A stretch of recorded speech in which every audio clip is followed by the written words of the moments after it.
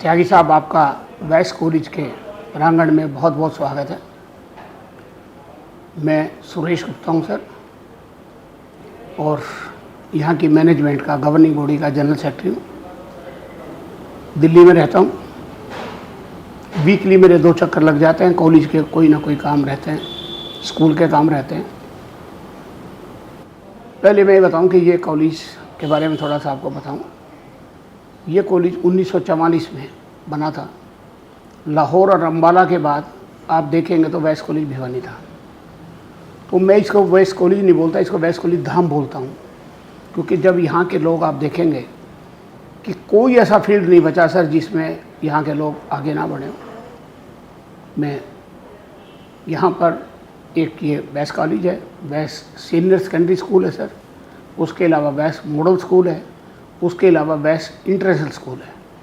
तो हमारी कोशिश होती है सर, बहुत कम पैसे में गरीब लोगों को, हम गरीबों के मसीहा हैं सर, गरीब लोगों को बेहतर से बेहतर शिक्षा कैसे प्रदान की जाए। और उसका परिणाम मैं आपको बताना चाहता हूं सर, कि मान लिया मैं 10 वर्टिकल पे बात करूं आपसे। Let us start with business.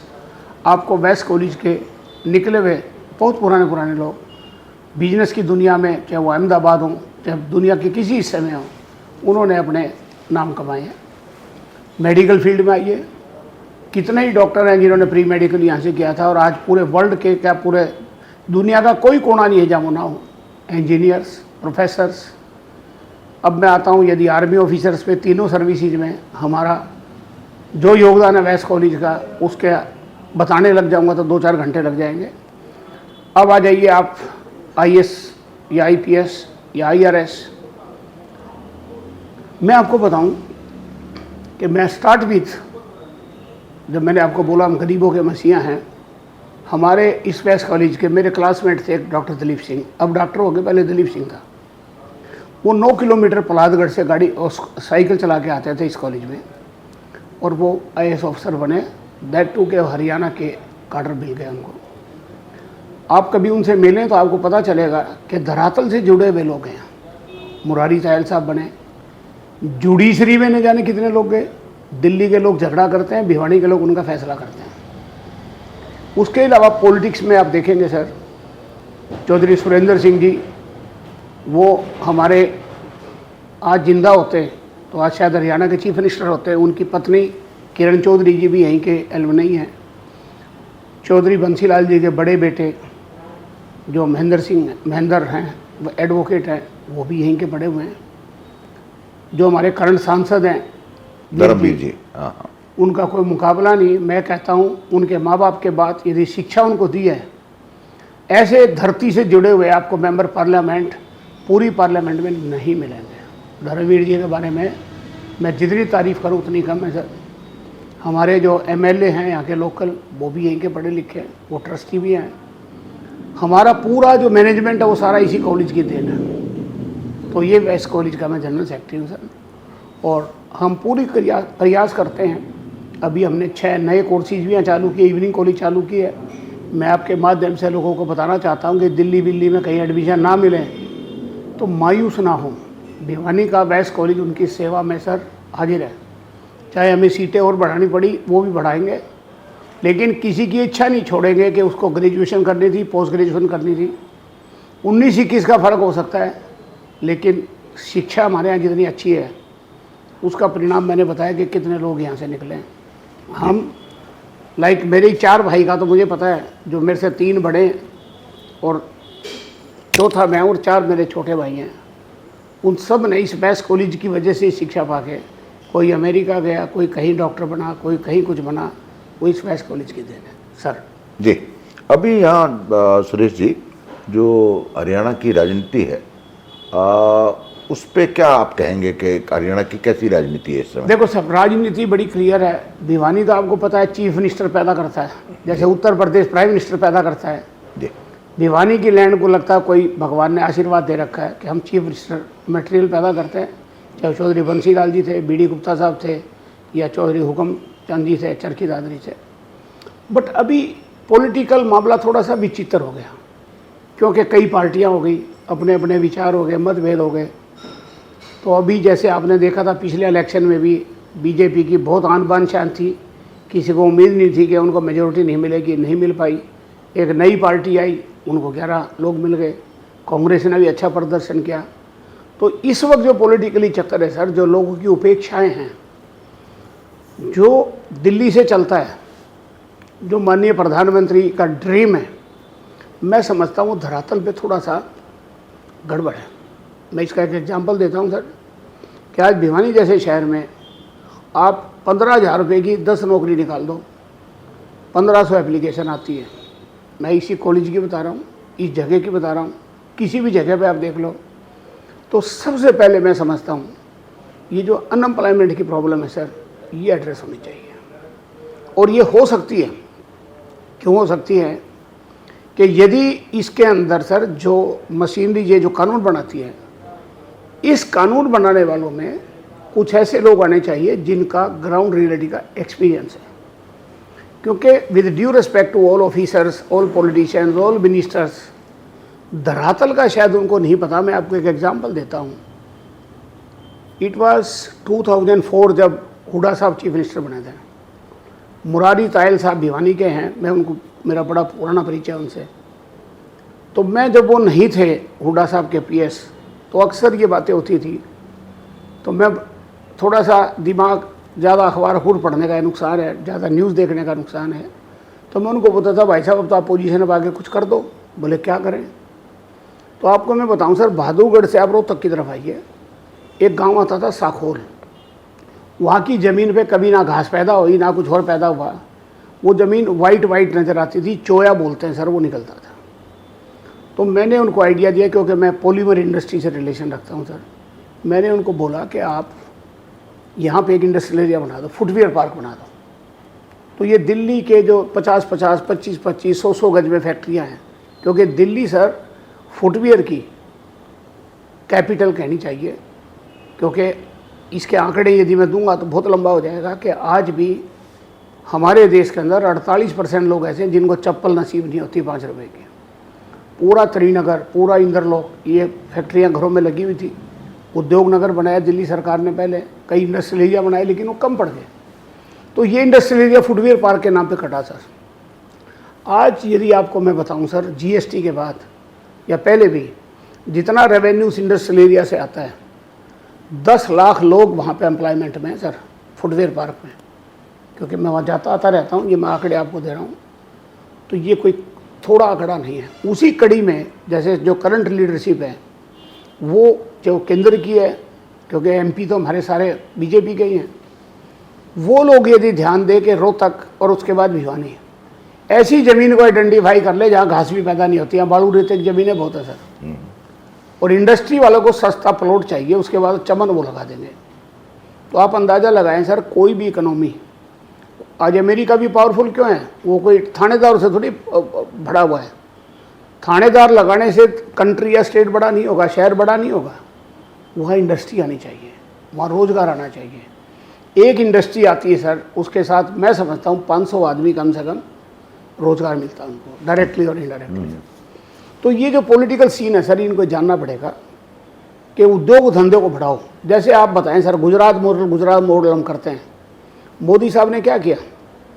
आप बड़ौदा जाइए, चारों तरफ इंडस्ट्रियल एरिया काट दिए, तो फैक्ट्रियाँ चली गई, रोज़गार आ गया, पैसा आ गया। आज ये तो कल की बात लगती है, 2012, 13, 14 में गुजरात मॉडल की बातें हम करते थे। उन्होंने एक ही बात कही कि लोगों के रोजी रोटी का साधन कर दो। तो मैं मोदी साहब को सलाम करता हूँ इस आइडिया के लिए कि उन्होंने पूरे गुजरात के अंदर इंडस्ट्रियल एरिया, इंडस्ट्री खोल दी। और कोई भी आदमी आज भी प्रपोजल लेके जाता है कि मुझे इंडस्ट्री लगानी, तो सरकार तत्पर रहती है। ये काम हरियाणा में हुआ था बंसीलाल जी के टाइम पे, कि इंडस्ट्रियल एरिया काटो, ये करो, वो करो। अब भिवानी में बंसीलाल जी जब सत्ता में थे सर, तब एक इंडस्ट्रियल एरिया कटा था, उसके बाद तो कुछ हुआ ही नहीं। तो आज ये कोई बच्चा ये साये कि मेरे पास 2-4 करोड़ रुपए का मैं जुगाड़ कर लूँ और कोई इंडस्ट्री लगा लूँ, तो लैंड ही इतनी महंगी हो, कैसे लगाएगा? तो ये इसका इम्पैक्ट पॉलिटिकल सिस्टम पे डायरेक्टली पड़ता है सर। रोजगार नहीं तो क्या करेगा? लोगों को यदि सुविधाएं मिलेंगी, आज जैसे आपने जो ये इलेक्शन की बात कही सर, मैं ऐसा समझता हूँ कि मैं दिल्ली से भिवानी आता हूँ फॉर एग्जांपल, 2 टोल पार करने होते हैं मुझे, एक रोहत का, एक कलान या बामला में। टूटी हुई सड़क पे चलने के टोल के पैसे देने पड़ रहे हैं। किताबों में वैसे बहुत अच्छा लग रहा है। आप, मेरा निवेदन है सर, अपने कैमरे के साथ पंजाबी बाग से सिर्फ रोहतक तक का ट्रैवल करो तो आप ये पता चल जाएगा कि टोल के पैसे किस बात के दे रहा हूँ। कानून में तो है कि टूटी सड़क है मत दो, ये दो, लेकिन किससे लड़ूँ? आज आप देखिए पीरागढ़ी, पंजाबी बाग की सड़क का हाल देखिए सर। ये तो कैपिटल सिटी है। मेरा किसी पार्टी पॉलिटिक्स से मतलब नहीं, चाहे कांग्रेस हो, चाहे बीजेपी हो, चाहे आप पार्टी हो।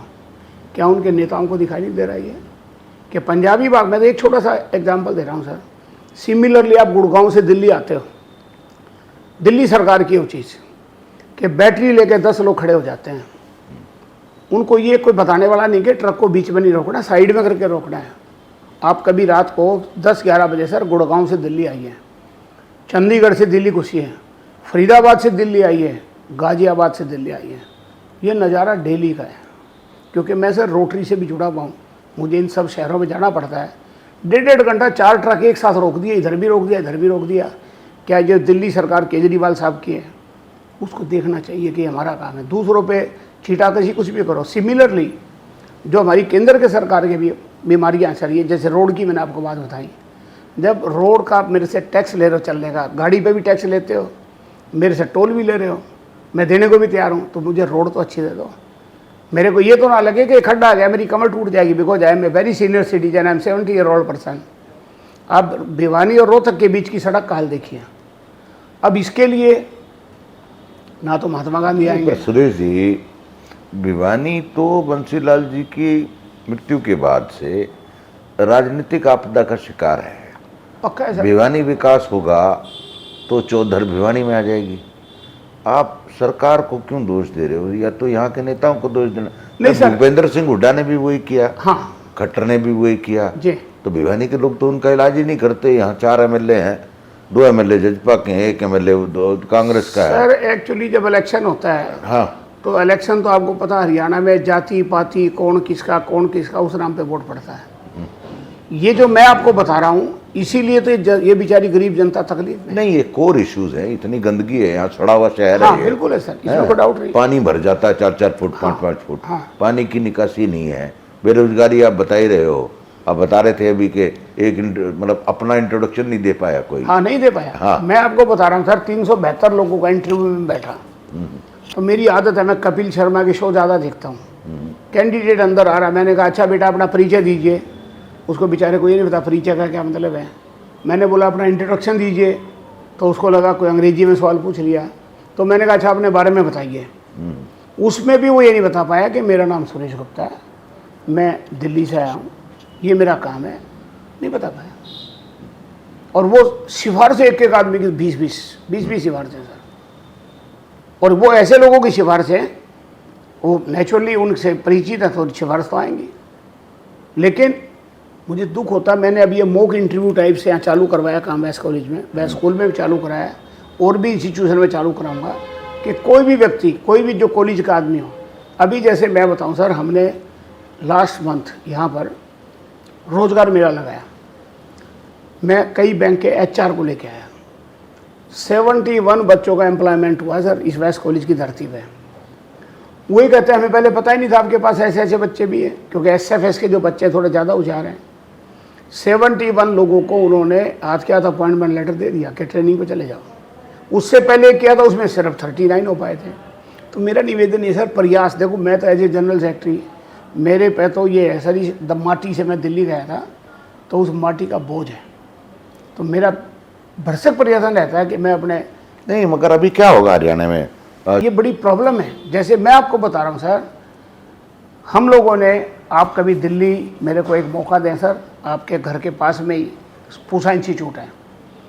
मैं कहता हूँ यदि मेरे को ये सरकार कहे, मैं आइडिया दे सकता हूँ, रोटरी इंटरनेशनल के थोड़े बहुत फंड भी करा सकता हूँ, थोड़ा सरकार दे, वो बेहतरीन स्किल सेंटर। मेरा प्रधानमंत्री भी तो यही कह रहा है, मेरे प्रधानमंत्री मोदी का यही कहना है कि लोगों की स्किल बढ़ाओ ताकि रोजगार इनके पीछे घूमे।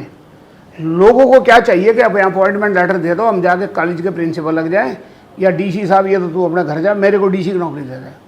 वो नहीं मिल सकती।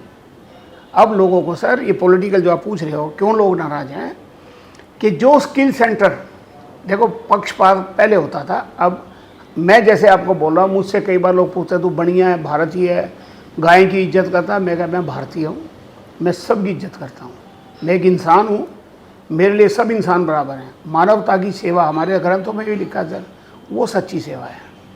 ये जो है कि अच्छा इसका कर दो इसका नहीं कर दो, मैं तो नहीं करता सर ये बात। मैं आपको ओनों से ये बता सकता हूँ सर, ना आज तक मैंने माना इस चीज़ को, ना मैं मानता। मेरे लिए हर चीज़ बराबर है सर।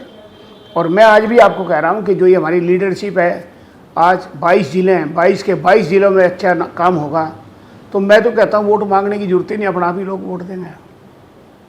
मैं दिल्ली से क्यों आता हूँ, मैं नहीं आई उनके पास आया कि मेरे को आप ये बढ़ा दो या ये कर दो। ये जो मेरे कॉलीग है कहते नहीं आप संभालो इस काम को, ठीक करो। तो सर आप डिलीवरी करो। मैं तो इन नेताओं से एक बात पूछना चाहता हूँ कि भाई साहब आपको इलेक्शन अनाउंस के बाद, जैसे गडकरी साहब बोलते हैं कि मैं वोट भी नहीं मांगने जाऊँगा, रोटी भी नहीं खिलाऊंगा, उसको कॉन्फिडेंस है ना अपने काम पे, तो वाई नॉट एवरीवन, ये वोट मांगने क्यों जाना पड़ रहा है? बार बार आप ये बताओ हमारे पीएम सर को क्यों प्रार्थना करनी पड़ती है? पीएम साहब ने तो इतने अच्छे काम किए हैं, सारे कह रहे हैं, मैं भी कह रहा हूँ, वोट मांगना पड़ रहा है। इसका मतलब सर जो दिल्ली से स्कीमें चलती है, आज आप एक काम करें, हरियाणा सरकार की, दिल्ली सरकार की, केंद्र सरकार की जितनी भी पब्लिक के लिए स्कीमें हैं, पीपल डजंट नो। जैसा मैंने आपको रिक्वेस्ट किया सर, मैं कल एक भिवानी के एक बैंक के सीनियर अफसर से मिला, उसने कहा लोन की हमारी ये स्कीम है किसी को पता ही नहीं। मैंने उनसे रिक्वेस्ट की सर आप एक दिन मेरे को या तो लिख कर दे दो, मैं आपका ब्रांड एम्बेसडर बन जाऊंगा कि इंडियन बैंक ये लोन इस रेट पर प्रोवाइड कराता, आप ले लो। क्योंकि होता क्या, पेपरों में रह गया काम। नहीं, लोगों की फ्री में पाने की आदत हो गई ना। नहीं सर ऐसा नहीं है, हाँ। ऐसा नहीं सर। देखो लोग बहुत मेहनत करते हैं सर, ये 2-4% ऐसे लोग हैं सर, अदरवाइज हरियाणा के लोग बहुत मेहनती हैं सर, ये कहना गलत होगा। और नेचुरली जब वो दो आदमियों को फ्री का पाते देखते हैं तो उनका मन करता है हमें मिल जाए। भाई देखो यहाँ बाप, मैं आपको कह रहा हूँ, यहाँ मैंने 2 दिन में देखा पानी नहीं है, बिजली की बुरी हालत है, गंदगी है, बेरोजगारी आप बता ही रहे हो, उसके बावजूद स्टेट कहीं एग्जिस्ट ही नहीं कर रही। ये फैक्ट है। हाँ, वो इसीलिए तो है ना सर, हाँ, इसीलिए कि जवाबदेही नहीं है। हाँ, वरना आप जब दिल्ली से आप भिवानी आए होंगे, आप बस अड्डे के चारों दोनों तरफ में देखो क्या हाल है। इसके लिए आप मुझे बताओ सर, प्राइम मिनिस्टर आएंगे, केंद्र का मंत्री आएगा, ये तो लोकल एडमिनिस्ट्रेशन का काम है कि वो खुद देखे, या लोकल जो लीडरशिप है हमारी, इतने सारे काउंसलर हैं, म्यूनसिपल काउंसलर, म्यूनसिपलिटी भी है, लोकल पुलिस भी है, एक आईपीएस ऑफिसर भी होता है। एक बात बताओ मेरे को, यहाँ जो भिवानी महेंद्रगढ़ डिस्ट्रिक्ट कर दिया, महेंद्रगढ़ अलग हो गया, अब चरखी दादरी अलग कर दिया, तो इस कॉन्स्टिट्यूंसी की जो माइट थी वो तोड़ दी। अहिरवाल डिपेंडेंट हो गई है कॉन्स्टिट्यूंसी जाटों के डिपेंडेंस के बजाय, और जाटों में भी अब कोई जजपा चला रहा है, कोई इनलो चला रहा है, और कोई दूसरा जाट चला रहा है। तो सर ये बड़े लोगों का दिमाग है सर, ये सर्कस हो गई। ये बड़े लोगों का दिमाग है सर, वो इन वोटों के चक्कर में ना इसको उल्टा सीधा करते रहते हैं। हाँ। और ये तो आगे और होगा सर। अब नई हमारी पार्लियामेंट बनी है, हाँ, उसमें तो 1200 एमपी जाएंगे, हाँ, तो ये कॉन्स्टिट्यूंसी भी छोटी होंगी, जाति पाति पे भी बनेंगी। तो ये तो सर जो ज़्यादा दिमागदार लोग हैं ना सर, हमारे राजनेता, वही ज़्यादा इस बारे में प्रकाश डाल सकते हैं। लेकिन ये तो पक्का है सर, इतनी बड़ी हमारी नई हमारा ये मंदिर बना है लोकतंत्र का, तो इसमें आदमी तो बहुत जाएंगे। अब वो बहुत जाएंगे तो इसका मतलब ये कॉन्स्टिट्यूंसी छोटी होंगी सर। और मैं खुद इस बात की एडवोकेसी करता हूँ सर। अब लगभग 30-35 लाख पे एक मेंबर पार्लियामेंट, 25 लाख तो है ही, तो why not on 10 lakh, why not on 15 lakh. हाँ, तो उसमें तो कोई बुराई नहीं सर। लेकिन अब तो चक्कर ही है सर, हमारे हरियाणा का तो जो फिर भी एमपी मिल जाता है, और हमारे जो धर्मवीर साहब है तो 24 घंटे मिल जाते हैं सर, कभी भी इनको घंटी खुड़का लो, फ़ोन मिला लो, मिल जाएगा तुरंत। मैंने ऐसे ऐसे लोग देखे, वो मिलते नहीं सर। जैसे आप दिल्ली के आप एमपी ले लो सर, एक एमपी से तो संपर्क करो आप। ये हमारी, मैं बता रहा हूँ, मैंने दिल्ली का एमपी नहीं मिलता, कई बार कोशिश की है, वो फ़ोन ही नहीं उठाते भाई। हाँ, फोन नहीं उठाते। तो ये प्रॉब्लम है ना सर। मैं आपको बताऊँ, नई बीमारी है, हर एक ने नहीं तो सर बहुत लक्की है कि धर्मवीर जैसा एमपी है, जिसको आप फ़ोन मिला दो 15 मिनट में फ़ोन का जवाब आएगा। आप दिल्ली चले जाओ या भिवानी उसके घर पे पहुंच जाओ, 24 घंटे मिलेगा, खाना भी खिलाएगा और मिलेगा भी। लेकिन जो ये जो हाई फाई क्लास आ गई ना सर, अब गंभीर गौतम भाई गंभीर सर। आप तो यहाँ एजुकेशन इंस्टीट्यूशन चलाते हो, आपने बच्चों की शिकायत की जो नौकरी मांगने आए, लेकिन यहाँ तो अध्यापक भी ऐसे ही हैं। ये फैक्ट है सर, फैक्ट है, तो क्या करें। अध्यापकों को भी नहीं पढ़ना आता। देखिए सर, आज हम SRCC की बात करते हैं, Shri Ram college of commerce की, दिल्ली यूनिवर्सिटी की बात करते हैं, वो बिल्डिंग अच्छी है, क्या फ़र्क है? ये तो फ़र्क है ना सर, कि जो भी आदमी जाना चाहता है वो दिल्ली जाना चाहता है, वो दिल्ली से पहले रुकना नहीं चाहता। मैंने बहुत प्रयास किए कि यहाँ उस क्लास को ढूंढा जाए। जब टीचर की रिक्रूट करते हैं सर, नहीं हो मसाला। मैं बताऊं सर, गेस्ट टीचर रखते हैं, एक टीचर के लिए 40-40 सिफारिशें हैं, और आता जाता कुछ नहीं। डिग्रियाँ इतनी ढेर सारी ले रखी है। मैं कई बार ये कर चुका उनको। ये मैंने 125 कंप्यूटर यहाँ लगवाए सर। जैसे मैं रोजगार की बात करूँ, वैस कॉलेज के अंदर पहली बार है सर 5 लैब हमने बनाई, 25 computer each lab, new computers, tally का प्रोग्राम सर उसमें, टैली का उसमें प्रोग्राम डाला हुआ है। और कोई लड़का उस पर ट्रेन हो जाए, उसको 30,000 रुपये की नौकरी मैं दूंगा सर, मेरी जिम्मेवारी है। मैं नहीं कह रहा, टैली से पता कर लो, टैली का मेरा एग्रीमेंट है। कंप्यूटर मैंने रोटरी क्लब से दिलवा दिए, उनका सॉफ्टवेयर डलवा दिया, लेकिन उनको उसमें इंटरेस्ट नहीं है। वही टीचर्स का हाल है, आप अंग्रेजी के 4 शब्द पूछ लो, नहीं कर पाएंगे। वो डिग्रियाँ हैं उनके पास। वही मैंने रोहतक देखा, MD यूनिवर्सिटी में 70 किलोमीटर दूर, तो दिल्ली यूनिवर्सिटी में सर आदमी मतलब नाले पर रह के भी कहता मेरा एडमिशन यहाँ दे दो। यहाँ सब कुछ है, फिर भी नहीं होता काम, बिकॉज माइंड सेटअप जो है ना सर, वो एजुकेशन के प्रति वो सीरियस वाला नहीं है। आप इवन रोहतक मेडिकल कॉलेज जाइए सर, मैं जो तो ब्राइट थे वो तो बाहर भग गए। आप उन डॉक्टरों से बात करके देखो, आपको ये लगेगा ये हो क्या रहा है, they are not serious about their profession. यही लोग दिल्ली जाके, बम्बे जाके, बाहर जाके इनमें चेंज आ जाता है। आज सर इंग्लैंड का और अमेरिका का यदि मेडिकल सिस्टम फेल हो जाए, यदि रोहतक मेडिकल कॉलेज के लड़के लड़कियां भाग जाए वहाँ से, इतने डॉक्टर हैं रोहतक के, बट वहाँ जा, आप एक और एग्जांपल हो ना सर, आप ब्रिटिश एम्बेसी के बाहर जाओ, घास पे आपको हमारे हिंदुस्तानी भाई मिलेंगे, महिलाएं भी और आदमी भी, खाना खा के पॉलीथीन फेंक देंगे, रोटी फेंक देंगे, अचार फेंक देंगे, बोतल फेंक देंगे। एक गोरखा आवाज़ लगाता है कि सुरेश गुप्ता अंदर आ जाए, मैं सीधा चलता हूँ, मैं ऐसा सीधा हो जाता हूँ, उनका बाथरूम का दरवाज़ा भी बड़े आराम से खोलता हूँ। आई मेक श्योर के बाथरूम करने के बाद फ्लैश भी चला दूँ। ये क्या है, इतनी मानसिकता गड़बड़ है हमारी। आप कभी देख लो, US एम्बेसी के बाहर देख लो, UK एम्बेसी के बाहर देख लो, आदमी तो मैं सेम हूँ सर। दिल्ली एयरपोर्ट पे सामान लेकर मैं ट्रॉली को बिल्कुल बीच में छोड़ देता हूँ। इसकी है सर प्रॉब्लम मोरल कैरेक्टर की, कि जब दिल्ली एयरपोर्ट तो आज इंटरनेशनल एयरपोर्ट है, मैं अपना सामान उठाया ट्रॉली छोड़ के चल देता हूँ। यही काम मैं इंग्लैंड में नहीं करता, अमेरिका में नहीं करता, because somebody is watching, somebody will say A mister what is this, तो वो अपना सामान उठा के उस ट्रॉली को जो लाइन लगी उसमें लगाएगा। और उसी का सर रीज़न है कि इसी वजह से हम मार खा रहे हैं कि हमारे ड्यूअल स्टैंडर्ड जो बस है। सुरेश जी, आने वाले 10 साल में, अभी आपने कहा कि MD यूनिवर्सिटी का जो वाइस चांसलर है वो कह रहा है पैसे बंद हो जाएंगे। वो नहीं कह रहा सर, उनको तो गवर्नमेंट के आदेश है। हाँ, मैं वही बता रहा हूँ, गवर्नमेंट जो है सरकारी स्कूल, सरकारी नौकरी, सरकारी अस्पताल सब बंद कर देगी, तो क्या करोगे आप? सर तो role of a welfare state will be over. Sir देखिए, मैं जानता हूँ कि हमारा कॉन्स्टिट्यूशन या हमारा जो सरकार का तंत्र है वो है स्टेट ऑफ वेलफेयर, कि आम आदमी का हमको वेलफेयर देखना है। मैं इसका एक एग्जांपल और दे रहा हूँ ना सर आपको। एक एयरलाइन बंद हुई है, प्राइवेट एयरलाइन है सारी आजकल, उन्होंने दिल्ली बम्बई का किराया 30-30 हज़ार रुपये कर दिया, जो 5,000 रुपये में पैसेंजर नहीं मिल रहे थे। इससे ज़्यादा एग्जांपल क्या दूँ?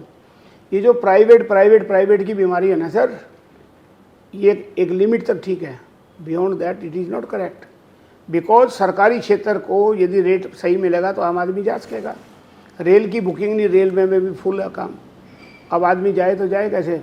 दिल्ली बम्बई की आने जाने की टिकट 50,000 रुपये की सर आजकल। मैं अभी 15 तारीख को बड़ौदा गया था, मैंने टिकट पहले बुक नहीं की क्योंकि मेरा कोई इंटरव्यू था ONGC में किसी एजेंसी के लिए। आई थोड़ के मैं शाम को ले लूँगा, उन्हें बता दिया 38,000 रुपये।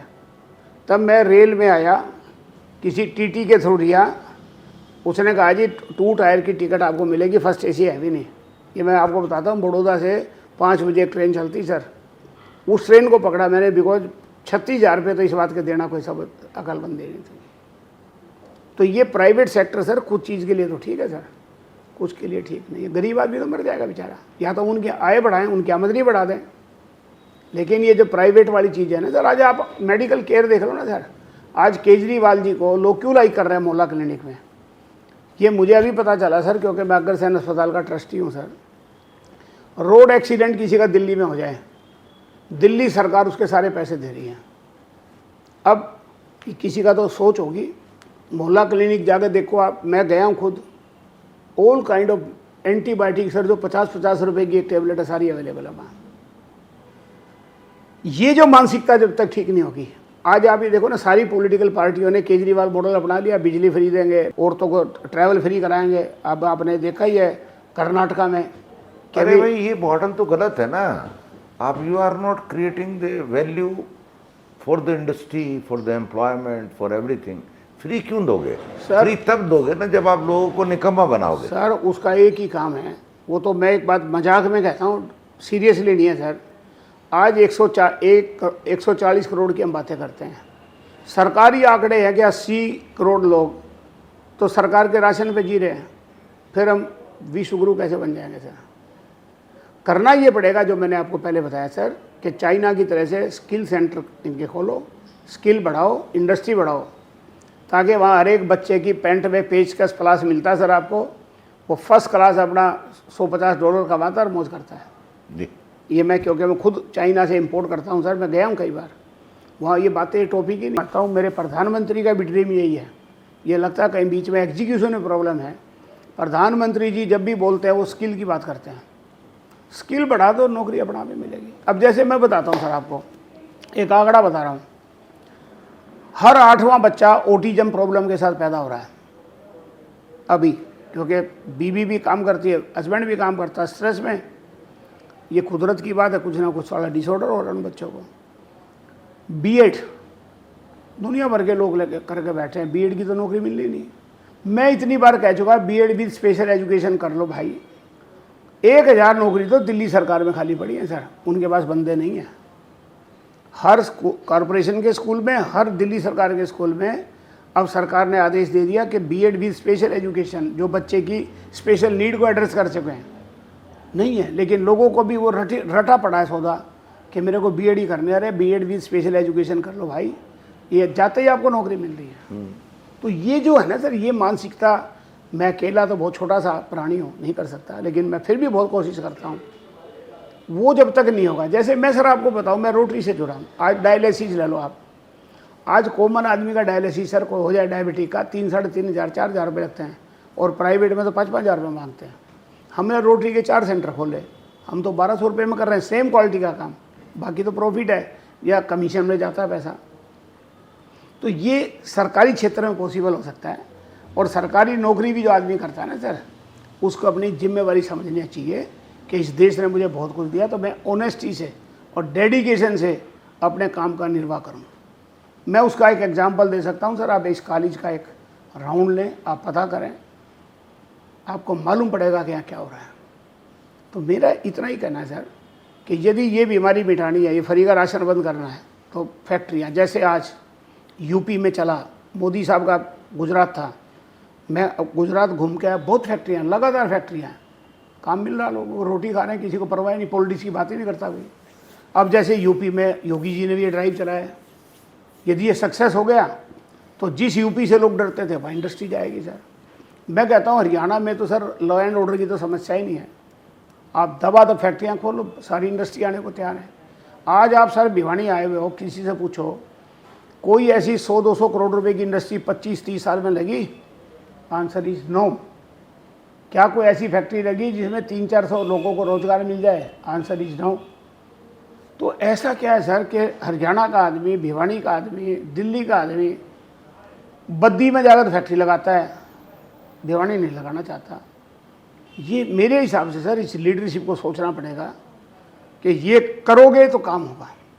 मैं तो एक ही बात आपसे पूछता हूँ सर, आप पता कर लें, भिवानी में एक इंडस्ट्रियल एरिया कटा था, यहाँ वो तो अब शहर में आ गया, उसके बाद तो कुछ हुआ ही नहीं। तो रोजगार कहाँ से आएगा सर? मैं गारंटी करता हूँ साखोल मॉडल पे रोहतक, दिल्ली से भिवानी तक मर्जी उतने इंडस्ट्रियल एरिया खोल दो आप आप देखो क्या चमन हो गया। आज आप दिल्ली से जयपुर वाले रोड पे चले जाओ सर, एक जगह तो बताओ जहाँ फैक्ट्रियाँ नहीं लग गई। इसीलिए लोग गुड़गांव भागना चाहते हैं। मैं तो ज़्यादा दूर नहीं जा रहा सर, जहाँ बैठे हुए यहाँ से 70 किलोमीटर दूर है साखौल। आप एक बार वहाँ सर्वे करो, आपको पता चल जाएगा।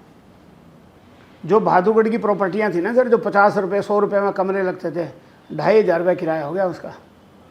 वो इसलिए हो गया कि जो लोग वहाँ काम करते हैं उनको रहना है, ठीक बात। जाना पड़ेगा। तो वही भिवानी हो, रोहतक हो, रेवाड़ी हो, महेंद्रगढ़ हो, ये जितने हमारे आज नू की बात हम करते हैं कि ये मोस्ट बैकवर्ड एरिया है, उसकी भी यही हालत। आप इंडस्ट्री खोलो, और ये जो इंडस्ट्रीज हैं सर, ये इतने चतुर हैं, ये इतने लेबोरियस हैं, इतना रिस्क बियरिंग लोग हैं, ये खोल देंगे वहाँ।